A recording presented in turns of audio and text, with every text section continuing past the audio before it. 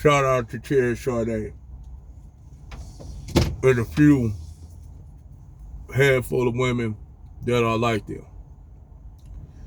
This term that I'm gonna use is the terminology that as a black man I'm gonna use. And some people say that's kind of cruel and heartless.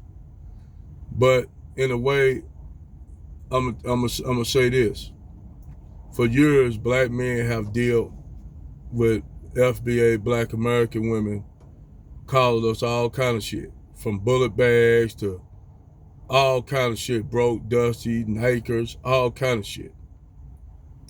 They had damn near more negative words to say about black men than white supremacist white men.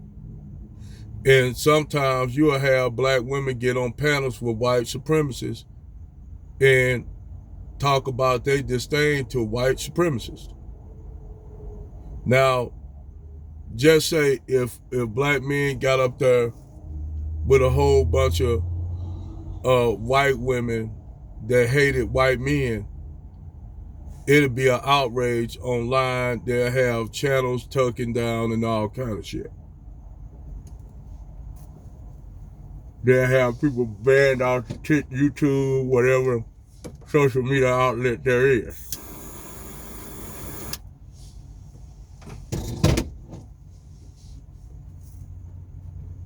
So when we call it what it is and we say what we say, I don't think we should be ridiculed for what I'm getting ready to say.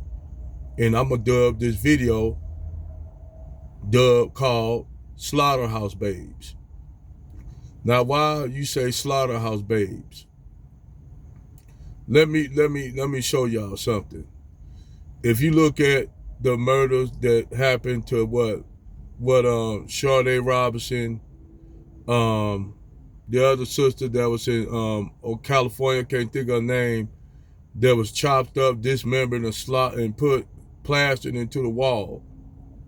The chick that was killed, throat cut, slit, after she was raped by illegal migrant and thrown over an underpass. A couple events where this one guy who was dating this black chick who was basically a stripper, and he knocked the young black girl up. The white man killed her and basically took her body, chopped her body up, dismembered her body, and then not only that, sent her through a wood chipper. He said after he chopped her up, he put her body through a wood chipper. And I know you'll have some black women to say, black men kill black women too. We never denied that. The thing is, you black women will always say you safe over there across the fence with Brad. This is what y'all always say, y'all safe over there. Y'all could trust white men more so than black men. That's what y'all said. Okay? So y'all go over the fence looking for Mr. Fantastic, Mr. White Man. And a lot of y'all get with what y'all thought y'all was looking for, but then only to find out it turns into something else. And the relationship that you had with Brad take a whole nother different direction than what you thought it was going to take. See, a lot of y'all get into them relationships. You even had a white woman, who was talking about her best friend was being abused and shit, all kinds of shit by not only this white man's, by his family, but to the point where she had a mental breakdown. How the fuck you gonna have a mental breakdown? Only thing because she was trying to be accepted she did everything she could to be accepted by them white people, and they still wouldn't accept her.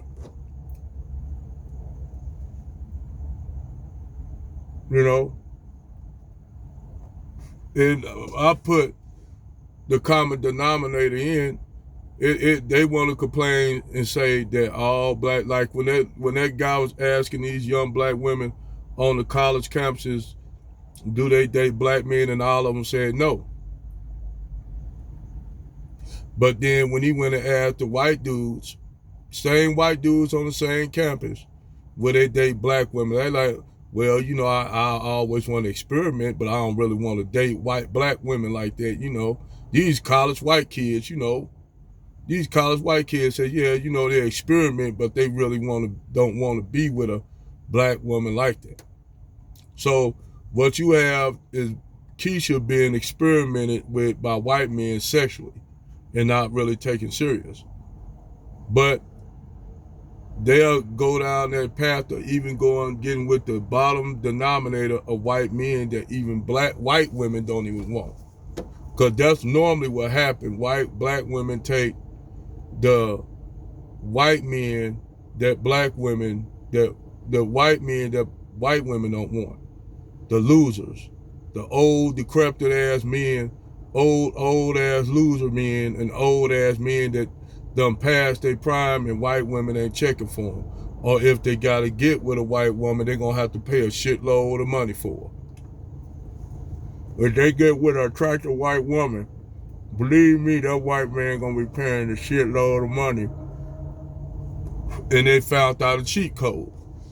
All you have to do is get you a young, attractive white chick, like Russell Simmons' daughter. Come from a wealthy family, you'll think that she'll pick at least a young white dude, that got money. Nah, she went and got an old ass dude on geriatrics, using popping the Cialis. I don't know what she's seeing that white dude. Maybe he know how to hit it right. Hey, he might know how to hit it right. He might hit it right. He hit it. And old white dude might got some shit for her ass. Never know.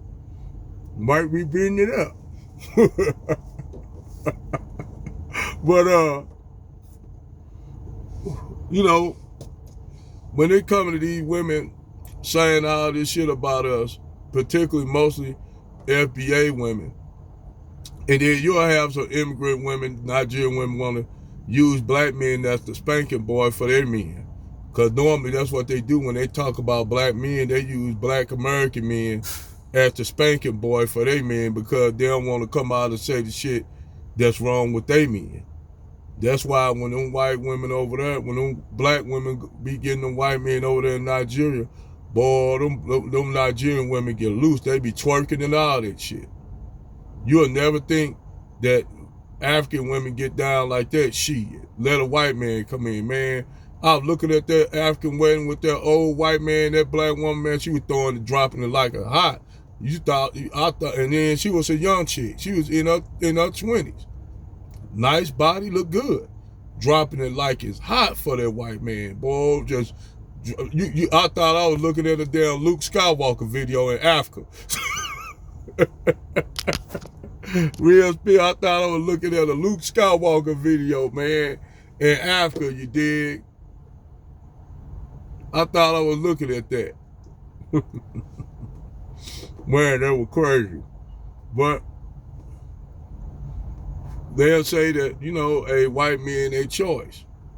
Now, like I said on the previous video, you'll have these same black chicks that say they prefer white men. When you ask them, how do you feel about black men getting with white women? And they have a different whole different outlook on it. They'll say black men selling out, they Uncle Toms, they losers. They just want to get them a white woman because a white woman gonna treat them better than we gonna treat them better than us. They gonna treat them white women better than us and shit. All the same trouble, but keep in mind, then they'll say black men don't supposed to be with black women. They supposed to be with us. Just a few minutes ago, this chick just said that she done with black men. She don't think that she love her white snow king. But yet they don't want black men to date out. These black women don't want black men to date out because, like I said, they always want to have black Tyrone there as the spur in case it don't work over the fence. The same thing they do with Ray Ray and Pookie. Same thing. What they do with Ray Ray and Pookie. When they get done with Ray Ray and Pookie from the hood running through them and shit, taking them to town, pound tizzy, and having a few kids, a few little nigglets by Pookie and Ray Ray on the block, instead of when they see a brother that's doing something, they're like, oh, nigga, you a lame, I can't fuck with you. And see other group of women see that shit.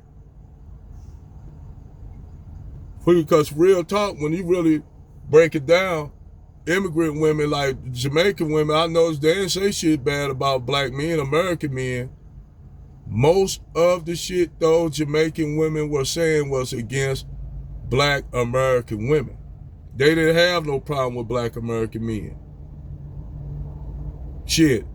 And reality is, I would think, to be remiss, that if you're a brother that got your shit going on, you probably better off getting with a woman from the Caribbean or Afro-Latino chick. Just keeping it a buck. You know? But I dubbed this video the Slaughterhouse. Because the slaughterhouse babes. Because you got a lot of these black women getting slaughtered up, basically dismembered, slaughtered up.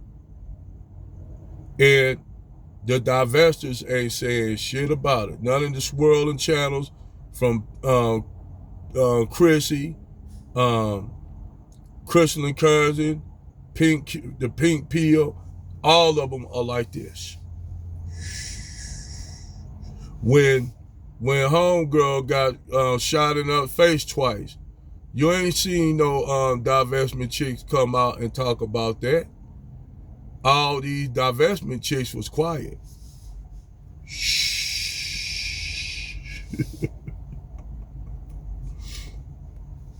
Hey, but hey, if black women like going through that shit, hey, they like it, I love it. Hey, can't do shit about it.